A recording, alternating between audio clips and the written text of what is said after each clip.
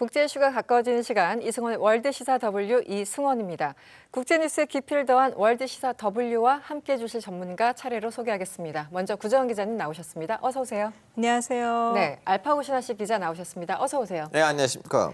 그리고 이인철 경제평론가님 옆에 나와 계십니다. 어서 오세요. 네, 안녕하세요. 그리고 미국 출신 방송인이죠. 존 브랜지 씨 나오셨습니다. 어서 오세요. 네, 안녕하세요. 네, 오늘 잘 부탁드립니다. 5월은 사이사이 낀 연휴가 많아서 국외 여행 떠나시는 분들 참 많죠. 이때 빠지지 않는 나라가 바로 일본입니다. 특히 슈퍼 엔저로 우리나라뿐만 아니라 전 세계 관광객들이 일본으로 향하고 있다고 하는데요. 역대급 엔저 약세 등등 최근 이 일본 경제에 대해서 이야기 나눌 게 참 많아 보입니다. 그래서 오늘 준비한 이슈 W 주제는 일본 경제 부활할 결심입니다. 슈퍼 엔저라는 말이 나올 정도로 엔저 현상이 참 오랫동안 지속되고 있고 어디까지 내려가나 그래서 바닥 및 지하실 이런 얘기도 나온다고 하는데요. 일단 구정은 기자님 어느 정도까지 떨어진 건가요? 그러니까 작년에 엔달러 환율이 네. 이제 평균 잡아서 한 140.5엔 그 140.5 정도였는데 엔. 네. 작년 10월에는 심리적 저항선이다라고 얘기하는 150엔도 일시적으로. 올 들어서는 더 약세죠. 그러니까 1달러당 지금 1일에 160엔 이렇게까지 떨어졌었고 그때 이제 34년 만에 엔화 가치가 최저다 그랬었죠. 네. 근데 지금 한 153엔 이 정도 가니까 일본 언론들 보도를 찾아보니까 그래도 엔저가 살짝 반전됐다라고 평가를 할 정도더라고요. 네. 근데 이제 관광객이 많이 오고 수출이 늘어나고 하는 것은 좋은데 이게 또 너무 약하면 문제가 생기잖아요. 물가 문제 같은 것도 있겠지만 경제의 신뢰도 전반적인 그런 네. 문제가 있으니까 그 게이단린이라 그래서 일본 경제단체 연합회 여기에 그 토쿠라 마사카즈 회장이 환율은 중장기적으로 이제 펀더멘털을 반영하는 게 바람직하다. 한마디로 너무 떨어지면은 일본 경제가 굉장히 취약하구나라고 느끼는 수준까지 되면 안 된다라는 거고 그러면서 하는 말이 아무리 그래도 달러가 150엔을 넘는 것은 엔화가 너무 싸다 이런 얘기를 했는데 글쎄 모르겠어요. 딱히 정부가 어떻게 이것에 대해서 대책을 지금 마련해야 한다라고 심각하게 생각하고 있는 수준이 아직까지는 아닌 것 같기는 해요. 그렇군요. 이 예를 들어 여행을 가시려는 분들 입장에서는 엔화가 저렴한 게 좋죠 일단. 근데 이제 어떤 복잡한 어려운 전문가적 의견 전에 알포 기자님 같은 경우는 어때요? 이 엔화 환율 엔저 현상 들으면 바로 드는 생각이 올라가기 전에 저도 한번 갔다 와야겠다. 갔다 와야 되겠다. 그 왜냐면 많은 나라를 가면서 일본은 아직 저 일본에 예전에 많이 갔었어요. 네네. 2019년까지는 한 12번 정도 갔다 왔어요. 그리고 저는 한 달 동안 도쿄 독보원 한 적이 있어요. 아 그렇군요. 네. 최근에 오히려 안 갔군요. 그래서 저는 마지막 한 6년 안에 5년 안에 19년 이후로 못 갔어요. 네. 엔저인데. 네, 엔준 내가 빨리 가서 우동하고 수시 먹어야 돼요. 엔전데 우동보다 더 비싼 거 드셔도 될 것 같아요. 그러니까. 아 맞아요. 이번 예지안에 기회에. 와서 또 거기서 좋은 와규 가게들이 열렸더라고요. 와규까지. 그렇군요. 아니 저는 그 엔화가 떨어진다라는 건 익히 들어서 알고는 있었는데 주변에 여행 가시는 분들이 일본을 그렇게 많이 가는 거예요. 그래가지고 유심히 살폈는데 평소에 다들 못 먹던 음식을 먹고 왔다 이런 그 인스타 이런 데다 올려가지고 원래 일본이 한국보다 물가가 그렇게 비싸지 않아요. 대중교통만 높은 거기는 해요. 근데 이제 여행 가고 쇼핑하고 그러면 참 엔저여서 좋기는 한데 근데 또 바꿔 생각하면 요즘에 한국의 물가가 너무 비싸다 보니까 네. 유럽에 간 사람들도 가면은 유럽이 더 싸게 느껴진다더라. 이렇게 얘기를 하니까 지금 그냥 우리 물가 때문에 우리가 굉장히 더 체감을 많이 하나라는 의문도 사실은 들어요. 존 씨는 어떻습니까? 엔저 들으면 딱 드는 생각. 일단 거의 처음으로 2011년도에 갔는데 네. 그때 쓰나미 그때 네, 그 후에는 갔는데 근데 너무 비싸더라고요. 정말 당시에. 그냥 그거 대중교통뿐만 아니라 거의 무엇이든 그거 환율 때문이라는 느낌도 있었고 그리고 그냥 물가가 더 비싸다는 그런 생각 들었어요. 그래서 지금 그냥 기회를 잡고 네. 또 다시 그 사이에도 몇 번 갔는데 늘 비싸다는 생각이 들어서 저도 독보원 시절이 그 시절이었어. 거의 150달러를 줘야지 한 만원 정도 나오는 그러한 시절이었기 때문에 너무 비쌌어요. 그렇군요. 이 엔저 현상으로 인해서 일본 경제에 미친 영향이 참 다양합니다. 어쨌든 결과적으로 보면 엔화 가치가 떨어지면서 GDP 봤을 때 독일에서 이제 순위가 밀렸다 이런 소식이 들리는데 지금 어떤 상황인가요? 그렇습니다. 아마 이제 일본 그 과거서부터 꾸준히 이제 거주하셨거나 아니면은 이제 주기적으로 방문하셨던 분들은 느끼실 거예요. 네. 최근 지난해 빼고 야 10년 전이나 20년 전이나 물가가 똑같네. 600엔짜리 우동은 그대로 600엔이고 교통비는 굉장히 정말로 아찔합니다. 자, 이런 걸 보면서 야 어떻게 저렇게 물가가 안정적일까라고 했는데 지난해 물가는 사상 최악입니다. 지난해는 연평균 물가가 3.1% 올랐어요. 3.1이요? 1%. 일본에서 48년 반세기 만에 최악이에요. 네. 그러니까 엔화 약세가 34년 만에 최저라는 건 동전의 양면이에요. 일단 달러 환산하면 다 손해예요. 물론 수출 기업들의 가격 경쟁력이 높아지는 거 있고요. 야 일본 가서 돈 쓸만 나다라고 하니까 오버 투어리즘이라고 해서 외국 관광객한테 가격을 차별할 만큼 관광객이 밀려드는 거 맞아요. 근데 국내 개인들, 일본 국민들을 입장에서 보면 이건 무슨 일이지? 한때 우리나라가 그래도 일본이 그렇죠. 세계 2위 경제 대국이라고 했는데 지난해는 독일한테 밀려서 4위, 내년 2025년엔 인도한테도 인도에. 밀립니다. 이 얘기는 뭐냐? 달러 대비 환산하기 때문에 그래요. 달러 대비 엔화 가치가 이미 연초 대비 지금 10% 넘게 떨어졌어요. 네. 그러니까 중국인 관광객이 일본의 이 명품 샵에 가면 중국에서 하는 값보다도 그 자리에서 10에서 15% 낮게 사는 거예요.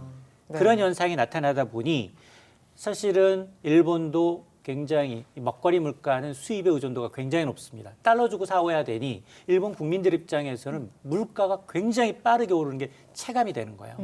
그러다 보니 소비도 위축되죠. 네. 그렇다고 해서 금리를 마이너스 0.1에서 제로로 올리긴 했지만 미국은 무려 기준금리는 5.5%예요.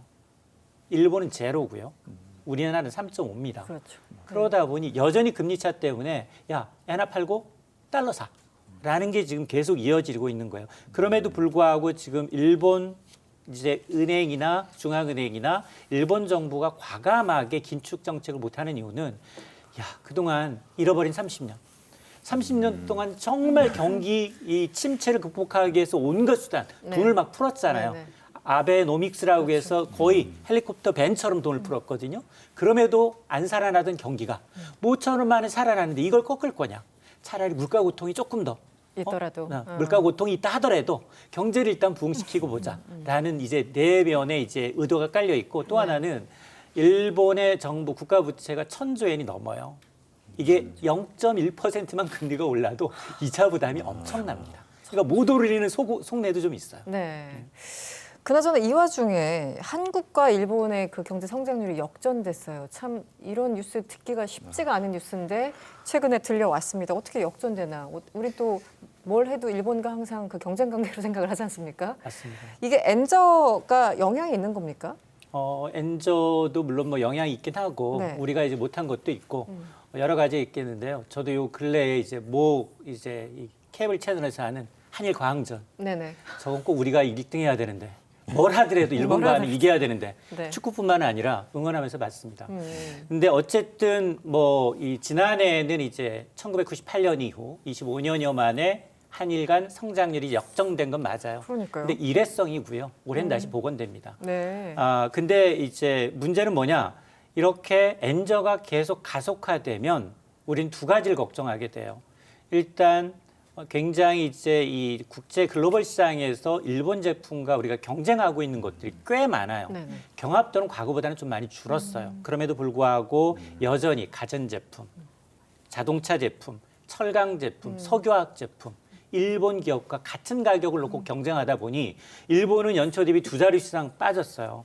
근데 한국의 원화 가치는 그 정도는 아니거든요. 네, 빠지긴 했지만 맞습니다. 그 정도는 아니다. 그러다 보니 한국 무역회계 통계에 따르면 엔달러 환율이 10% 오르면 한국의 수출 단가는 0.12% 떨어지고 금액도 낮아진다는 겁니다. 그러니까 앉아서 그냥 손해를 보는 거예요. 그러네요. 자, 그러다 보니 물론 뭐 한국 기업들이 이제 현지화 전략 그리고 이제 뭐 기술이나 이제 품질 경쟁력으로 예전과는 달리 조금은 이제 이런 경합도가 좀 다소 희석됐다 하더라도 이게 장기화되다 보면 늘 엔저가 상수화가 되면 굉장히 이제 우리는 이걸 뛰어넘는 기술 개발을 하지 않을 수가 없는 상황이거든요. 원가를 줄이든가. 네. 자, 그러다 보니 특히 R&D 투자를 늘리고 정부가 여러 가지 수출 지원을 해야 하는데 또 하나가 앞서 말씀하셨던 것처럼 여행 얼마나 많이 갔느냐. 네.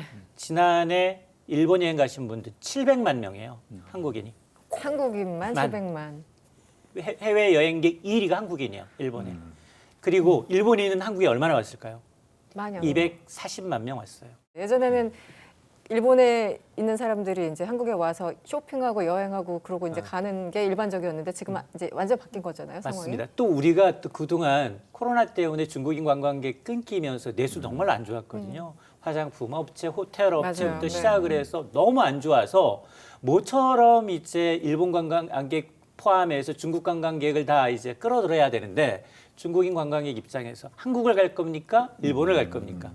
선택의 여지가 없어진 거예요. 없어졌어요. 네. 아니 가면 야 일본 가면 더 싼 값에 네.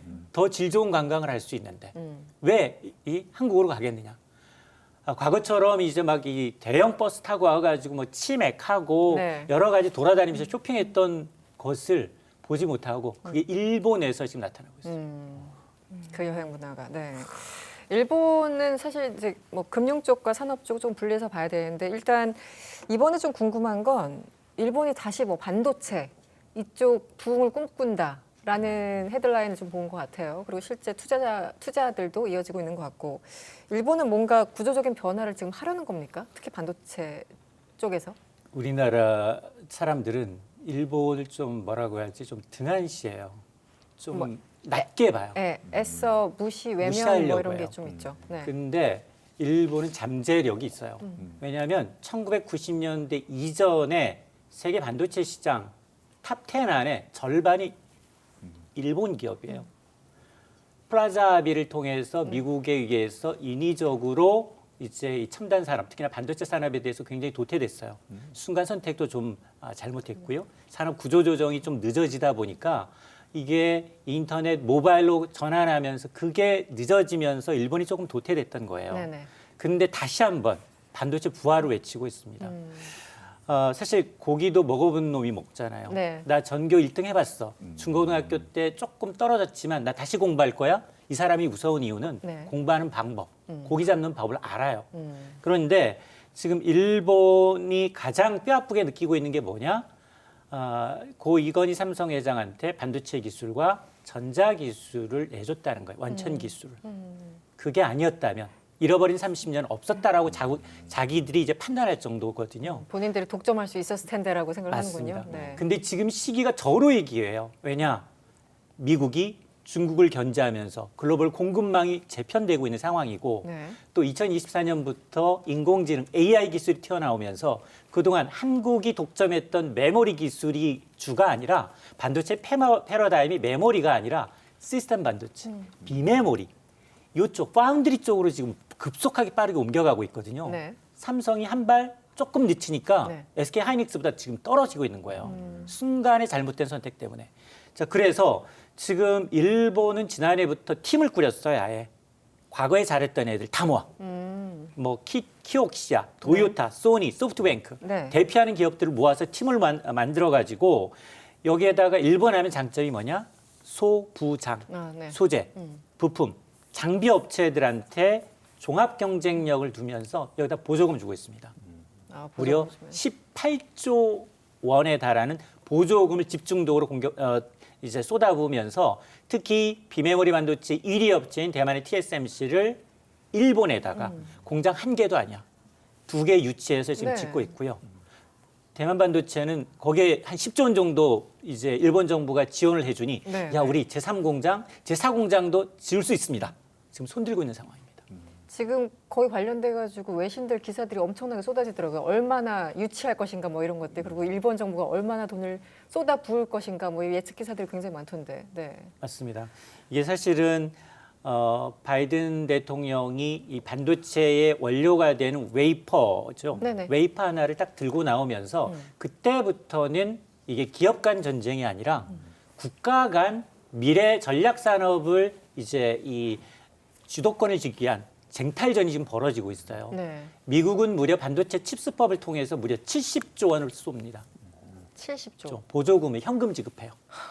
그럼 유럽연합은 62조 원을 쏩니다. 음, 일본은 18조 원을 쏩니다. 네. 한국은 얼마 쏠까요? 아시는 분? 오, 한국은 얼마 쏘시나 아시는 분 제가 뭔가- 별다방 커피 쏘겠습니다. 말하기가 무서운데요. 별다방이면 저 그러면 안 할게요. 몰라서 안 하는 거 아니죠? 소품이 너무 그건 작아. 비밀이요. 아, 아, 그러니까 보조금은 없습니다. 없어요. 제로. 제로. 어, 보조금은 없고요. 네. 세금을 일단 세금을. 투자해서 투자한 이제 이 투자금에 대한 세금을 일부 깎아줄게. 투자해서 돈이 이득이 남으면 손해 보면 아무것도 없고 이득이 나면 세금을 조금 깎아줄게. 이게 우리나라 현실이에요. 어렵다. 다른 나라는 그렇게 엄청나게 쏟아부어서 이걸 키우려고 하는데 네. 우리나라는 웬만하면 정부들이 이제 친기업적인 활동을 많이 해왔는데 이 와중에 왜 이 부분은 일단은 네. 왜 삼성전자하고 SK 하이닉스한테 현금을 줘? 아. 국민 혈세를 왜 줘?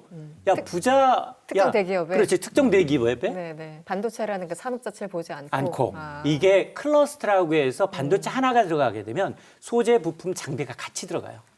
군락을 형성하게 되거든요. 그런데 이런데 그러니까 외국은 미국은 전 세계 반도체 기업 자기네가 설계 디자인을 갖고 있기 때문에 네. 핵심 기술을 갖고 있기 때문에 야 디램 만드는 데도 와 파운드리 만드는 데로 와 다 보조금 줄게 공장만 지어 네. 공장 지어서 미국인 근로자 고용하고 그러면 이제 니들이 할 수 있는 모든 편의시설을 다 봐줄게 이게 미국의 전략이에요. 그걸 유럽연합 대만 그리고 일본 대부분 다 하고 있어요. 인도까지도 중국까지도 하고 있어요. 네네. 근데 우리는 이 부자 감세 프레임 때문에 네. 세금조차도 지금 이제 굉장히 낮은 수준이에요. 네. 경쟁국에 비해서 네네. 세제 혜택조차도. 환경이 좀 다르군요. 네. 네. 일본 얘기를 하다 보니까 사실 최근에 이슈가 된 거는 네이버 라인 이슈를 야후 문제. 얘기를 안 할 수 없죠. 지금 대충 상황이 어떤 건지 지금까지 진행 상황을 좀 알려주시면 어떻습니까? 그러니까 그 일본의 그 라인 야후라는 회사를 네이버하고 그다음에 네. 소프트뱅크가 지분 절반씩 투자한 이 A홀딩스라는 합작법인 네. 여기서 이제 운영을 하고 있는 건데 이제 작년 11월 달에 네이버 클라우드가 이제 사이버 공격 당하고 그다음에 라인 야후의 개인 정보가 유출되는 이런 사고가 일어났던 거고 그다음에 이게 약간 조금 한일 간의 문제가 된 거는 사기업 문제를 넘어서서 이제 일본 총무성이 나서서 행정 지도를 했다. 이제 국내 언론들이 이제 그렇게도 많이 보도를 했죠. 네. 근데 그 니혼게이저의 보도를 어제 확인해 보니까 이 합작 자회사인 A홀딩스 여기에다가는 자본의 지배 관계를 재검토하는 것을 포함해서 어떤 이런 유출 사고라든가 이런 거에 재발 방지책을 만들어라. 이렇게 얘기를 했고 또 소프트뱅크 쪽에다가는 그 라인 야후의 자본 참여를 강화할 방안을 검토하라. 근데 뭐 이례적으로 구두 요청을 했다. 일본 언론들은 그렇게 보도를 하더라고요. 근데 이제 네이버의 경영 체제가 정보관리 안전에 장애물이 되고 있다라고 일본 정부는 판단을 했다라는 건데 이제 뭐 네이버와 그다음에 라인 야후하고 여기에 이제 공동 서버 사용 일정 부분 뭐 이런 좀 허점이 보안상의 허점이 일부 있었던 거는 뭐 좀 있었 사실인 것 같아요. 네네. 근데 이제 문제는 일본의 라인 이용자가 9,600만 명이니까 1억 명 정도 네네. 되잖아요.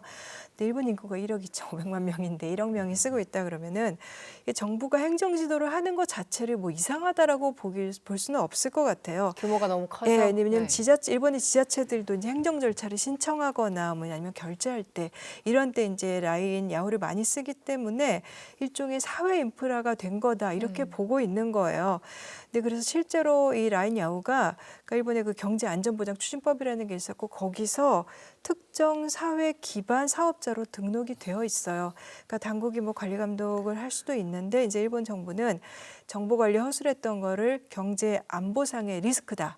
이렇게 얘기를 하는 거고 근데 이제 문제는 이렇게 이 A홀딩스랑 소프트뱅크 양쪽에다가 전부 다 자본 구조를 얘기를 하니까 경영권 넘기려고 압박하는 거 아니냐 뭐 이런 얘기도 하는데 구두 요청이라는 건 사실 강제력은 없는 거거든요. 그렇지만 뭐 이제 앞으로는 네. 이제 점검을 하기는 해야 될 거 그 아마 재검토를 하긴 할 거예요. 이제 소프트뱅크의 지분 높이는 쪽으로. 근데 문제는 그러고 싶어도 지금 쉽게 그럴 수가 없어요. 소프트뱅크가 이게 그러니까 정부가 윽박 지른다고 사실 지금도 그 A홀딩스 이사 과반이 소프트뱅크에서 이제 파견한 이사예요. 그러니까 회사법상으로는 어쨌건 소프트뱅크가 모회사인데 그럼 뭘 어떻게 하라는 거냐 네. 이렇게 될 수가 있고 그다음에 라인야오 시가총액이 지금 보니까 3조 엔이 조금 안 되는 이런 규모인데 그럼 소프트뱅크가 지분율 A홀딩스 지분율을 높이려면은 수천억 엔을 써야 하는데 그러면 소프트뱅크의 기존 주주들이 그거를 라인야오에다가 그렇게 쏟아붓는 것을 순순히 응할까? 네. 그리고 이제 소프트뱅크의 그래서 사장도 라인야오가 저 회사이긴 한데 상장 기업이기 때문에 언급을 자제하겠다 계속 그렇게만 말하고 있는 상황입니다. 현재는. 근데 일반적으로 좀 이해가 너무 안 간 상황이 터진 게 아닌가 싶은데요. 어떤 그냥 아주 쉽게 표현하면 잘 나가는 어떤 기업이 있어요. 뭐 어쨌든 기술적인 안보적인 문제가 이슈가 발생했다고 했을 때 거기에 대해서 페널티를 준다던가 그 문제를 시정하라고 하는 행정 조치는 할 수 있어도 정부가 나서서 특정 기업에 이거 지분 팔아라 뭐 이런 거잖아요. 사실 거치게 표현하면 이게 말이 됩니까? 자본주의 사회에서? 말이 안 되죠. 네. 예, 그거는 얕잡아 보거나 한 수 아래로 보거나 네. 정말 이제 이 우방국이 아니라 적대국한테 보통 행하는 적대국에 행하는, 네, 행하는 행위죠. 그러니까 강하게 반발해야 돼요. 일본의 특성이 그거예요. 약자한테 강하고 강자한테 약해. 그런데 우리가 여기서 한 발 접으면 더 많은 걸 요구할 거예요. 그러니까요. 네. 그러니까 굉장히 이제 한일 관계가 우호적으로 좋게 가는 건 좋아요. 그럼에도 불구하고 우리 권익을 이제 내려놓으면서까지 우리가 공들여 놓은 기업의 어떤 경영권까지 이제 일본 정부의 입김 아래 있다. 이거는 굉장히 차단해야 될 대목이에요.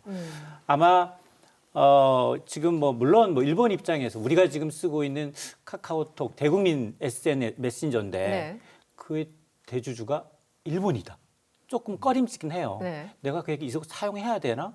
이게 지금 메신저만이 아니라 야, 여기서 금융 서비스도 하지, 결제하지, 송금하지, 만화 서비스, 음반까지 전부 다 여기서 하나 다 이루어지고 있는데 이게 지금 내 개인 정보가 과연 안전할까? 혹시 이제 본국으로 넘어가서 데이터가 유출되는 오용된다면 네. 이런 불안은 있을 수 있어요. 그러다 보니 이제 사실은 일본 정부 입장에서도 예의주시한 것 같아요. 니네 한번 언제 한번 건수 잡을 건수를 좀 기다렸다는 듯이 네, 네. 이제 51만 건의 개인정보 유출을 이유로 정말로 기존에 이거보다 더 큰 사건도 많았거든요. 뭐 900만 건 이상의 최대 유출 사건도 있었는데 이 정도까지는 아니야.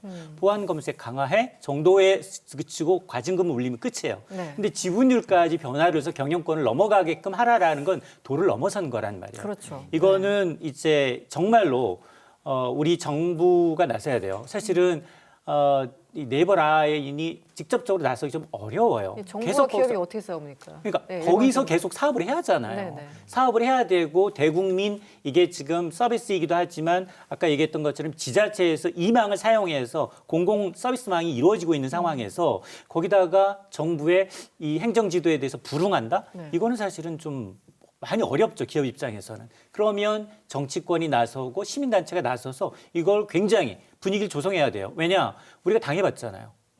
반도체 핵심 소재 3개 갑자기 중단시키면서 소부장. 우리가 굉장히 네. 반발로 인해서 뭐 이 보이콧 운동 했잖아요. 그러면서 벌벌 떨었어요. 거기서 가장 이제 타격을 받았던 게 여행이에요. 네네. 가까운 일본의 이제 이 국내인들이 좋아했던 다 뚝 끊기니까 거기 지금 굉장히 어려웠었거든요. 네. 그런 것처럼 이게 지렁이도 밟으면 껌틀거린다는 거 보여줘야 되고 또 하나는 지금 이게 앞서서 이제 우리가 이제 지금은 적대국이 아니라 우방국일 뿐만이 아니라 일본과 한국 기업 간 계약이 돼 있습니다. 네. 이게 반시장적 행위를 하지 말자라고 해서 2003년에 발효된 한일 투자 협정이 있기 때문에 이 협정이 위반된 가능성이 있고 이 협정에 따라서 양국에 투자한 기업에 대해서는 내국인과 똑같은 채국 대우를 해줘야 돼요. 네네. 그러니까 이거는 WTO 네. 세계 무역기구 제소권입니다. 그렇죠. 네. 그러니까 틱톡 같은 경우는 미국과 지금 중국이 워낙 적대적인 관계니까 틱톡 퇴출하는 법안까지 통과시켰는데 그게 경제적으로 안 맞더라도 뭐 정치적으로 그렇다 쳐. 그런데 지금 한일은 어쨌든 우리 정부는 이제 적대국이 아니라 굉장히 친밀한 국가라고 하잖아요. 그래서 맞습니다. 예, 이해가 안 그래서 가는 그런 조치들이. 저는 정부의 목소리가 너무 낮다. 근데 아마 그거를 막기 위해서 구두 요청을 하는 거죠. 분위기상으로 압박하는 거고. 예, 구두라고 해서 이게 약한 것도 아닌데 사실은 정부에서 전화 한 통 받으면 누가 근거, 예, 네. 그러니까 근거 자료를 안 만드는 그래서 계속해서 일부 언론들도 음. 구두 요청이다를 얘기하는 그걸 거예요. 강조하는 상황이군요. 네. 존 씨는 여러 나라에서 좀 살아 보셨습니까? 어쨌든 여러 나라를 다니시면서 이 각종 메신저를 접해 보셨을 것 같긴 한데 어때요? 이 일본에서 라인이 가진 의미는 뭐라고 생각을 하시는지 좀 궁금합니다. 네. 일단 되게 다양하게 써봤어요. 네, 그리고 네. 뭐 미국에서 이상한 게 원래 메신저는 아마 애플 폰 네. 그리고 탑재돼 있는 애플 메신저 그거 애플 폰 없으면 우리하고 얘기하지 못해. 그러면 사람들 애플도 많이 사게 되고. 네, 색깔도 다르죠. 이게 문자 서로 보내다 네. 보면. 네. 그래서 그런 것도 있고 근데 갈수록 WhatsApp도 사용하게 됐어요. 좀 그렇죠. 조금씩. 근데 페이스북 메신저도 미국 사람 많이 써요. 근데 외국 가보면 아마 유럽 그거 WhatsApp도 네. 많이 쓰고 있는 거고 네. 그것도 언제나 보안 문제도 있다고 생각하고 거의 단순 메신저 앱으로 많이 쓰고 있어요. 네. 그것도 원래 카카오톡도 그런 식으로 사용했었어요. 그리고 아마 라인도 그런 거 그랬고 위챗도 네, 위챗. 위챗은 시작했을 때 어땠는지 모르겠지만 제가 15년도에 중국에 있었을 때 벌써 그때 아까 말씀하신 카카오 안에 되게 금융 뭐 이렇게 뭐 이체 쇼핑 이런 다. 거 되게 다양한 지금 이제서야 한국에 그거 쓰고 있는데 이미 그때 또 위챗도 다 가능했어요. 그래서 라인은 모두 다 사용해 본 건 아니지만 그래도 뭐 아마 카톡하고 되게 비슷했던 것 같아요. 아마 그 갈수록 나라에서 네. 차지하는 위상이나 이런 것들. 근데 그것뿐만 아니라 카카오톡은 한국에서 쓰이고 그리고 위챗은 거의 중국에서만 쓰이고 왓츠앱은 거의 전 세계적으로 그리고 라인은 여러 나라도 쓰이는 걸로 알고 있어. 뭐 대만 친구들하고 라인도 쓰고. 네, 동남아 쪽은 라인을 많이 쓰죠. 네. 네. 네. 평론가님 그래서 우리 또 가장 어려운 예측 어떻게 될까요? 이 상황이. 글쎄요. 뭐 예측은 어차피 이제 우리 정부가 어떻게 대응을 하느냐 이게에 따라 달라질 수 있는데 어쨌든 지금 이게 만에 하나 이제 이 네이버의 입장, 라인의 입장이라면 네. 지금 일본만의 사례가 아니거든요. 근데 이게 일본 정부의 압박에 우리가 만약 굴욕했다라고 하면 앞서 이제 동남아 시장, 태국이나 대만이나 인도네시아에서 또 1등이거든요. 그러면 2억 명 이상 사용하고 있는 다른 국가도 똑같은 요청을 할 거란 말이에요. 왜냐하면 야 우리도 똑같이 네네. 같은 대주주가 이슈가. 같은 이제 다른 나라 국가에서 우리의 개인 정보를 다 들여다볼 수 있고 그 유출에 대한 대비책이 없다. 그럼 플랜 B가 있어야 된다. 그러면 이제 팔고 나가라라고 네네. 압박할 수 있는 부분이거든요. 네. 그래서 그런 부분까지 고민을 해서 정부, 국회, 그다음에 여야 힘을 합쳐서 이거는 우리가 좀 방어를 해야 되는 상황이에요. 그러니까 이런 부분에 대해서는 여야가 따로 없다. 국익 위해서라도 반드시 목소리를 내야 한다고 봅니다. 특히 네. 일본에 대해서는. 예. 그렇군요. 네. 일본 경제 엔저 현상 그리고 뭐 금리 문제 그리고 산업 구조 변화 두루두루 살펴봤습니다. 알포 기자님 좀 어떻게 보십니까? 이 일본 경제 다시 예전처럼 부흥할 수 있을 것인가? 전망을 좀 해주시면. 사실은 그것보다는 제가 제일 지금 인상 깊게 들었던 부분이 네. 일본의 엔저 현상이 개개인한테는 단기적으로 봤을 때는 좀 약간 도움이 되는 걸로 보이긴 한데 근데 장기적으로 봤을 때 일본의 엔저 현상 때문에 우리나라에 있는 관광업도 좀 영향을 받고 있고 우리나라 와야 되는 외국인들이 일본으로 가고 있고 네. 그리고 일본이랑 같은 부류에서 경쟁하는 우리 기업들도 대외 시장에서는 좀 힘들어하잖아요. 그래서 이거는 딱 들어보니까 그렇게 좋지도 않았다는 걸 좀 깨달았는데 근데 병랑가님이 말씀하셨던 고기를 먹는 사람이 네. 알잖아라는 말이 있긴 한데 근데 고기의 형태가 달라졌어요. 고기의 형태가 네, 지금 좀 약간 시장이 너무 달라가지고 네. 질감이 달라졌나요? 네, 이제는 생 고기가 있는 거 아니고 이제 두부로 만드는 고기들이 있어요. 네. 그래서 예전에는 그런 고기들을 드신 분이 이런 고기들을 드실 수 있는지는 모르겠어요. 그 노하우가 과연 먹힐 것인가 약간 의문이다. 네. 그렇군요. 어떻게 보세요? 일본의 경제 부활. 일단 좀 과거로 돌아가게 됐어요. 왜냐하면 미국은 아마 70년대, 80년대 그때쯤 특히 그 자동차 업체 그쪽에서 뭐 디트로이트나 그런 데에서 반 일본의 감정 되게 강했어요. 아마 그거랑 아무래도 미국 정부까지 그런 거 좀 압박 주려고 해서 그것도 아마 일본의 경제를 많이 이렇게 뭐 억제하게 된 것 같긴 해요. 네. 그래서 아마 미국 때문에 그렇게 된 다음에 다시 부활하게 되고 다 그런 거 한국 안에서도 엄청 열심히 노력하고 있고 뭐 일본 사람들도 당연히 좋은 경쟁자가 되기 위해서 근데 서로에게 좋은 경쟁자가 되기 위해서 윈윈하는 경쟁자가 됐으면 좋겠다. 네. 네. 구정 기자님 뭐 첨언하실 거 있으실까요?